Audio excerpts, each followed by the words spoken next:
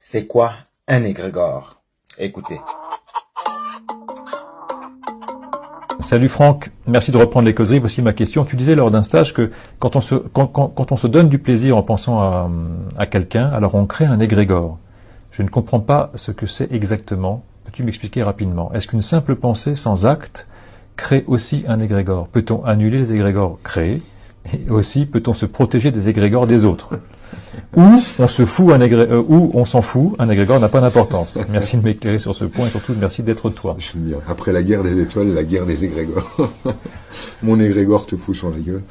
Non, un égrégore, en fait, il faut quand même une sacrée puissance de pensée pour que le truc puisse se mettre à penser par lui-même.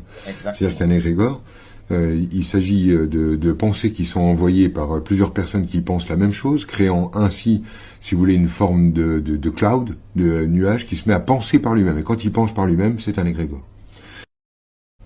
L'inconscient collectif, c'est un égrégore?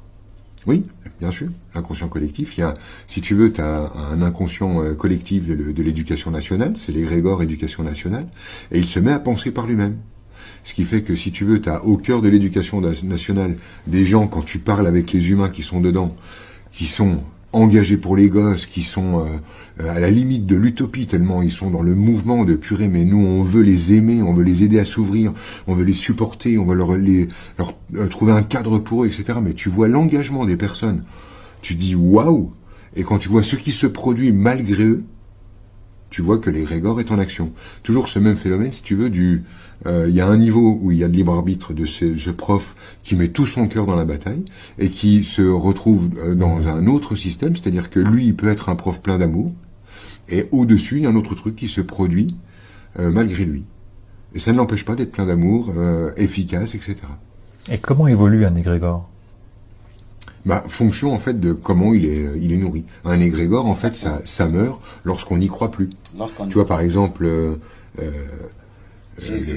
l'égrégore magie noire mauvais œil, en Europe, là, en France, ça a disparu. C'est un égrégore qui n'a plus d'activité. Tu retournes dans des endroits où il est alimenté par un système de croyance, il est puissant, il est là et en place. Tu vois le truc? Donc quand c'est pas nourri, si tu veux... je vais commenter ça. Ça n'est plus un égrégore. Ça veut bien dire qu'il faut que ça continue à être nourri pour continuer à exister. Oui, bien sûr. Bien. C'est ça. Donc là, mais il n'y avait rien à voir avec les égrégores dans cette question, mais c'était une façon rigolote de tourner le truc, quoi. Vous avez écouté la définition du monsieur qui, d'après moi, a assez bien expliqué ce que c'est qu'un égrégore. Maintenant, je vais vous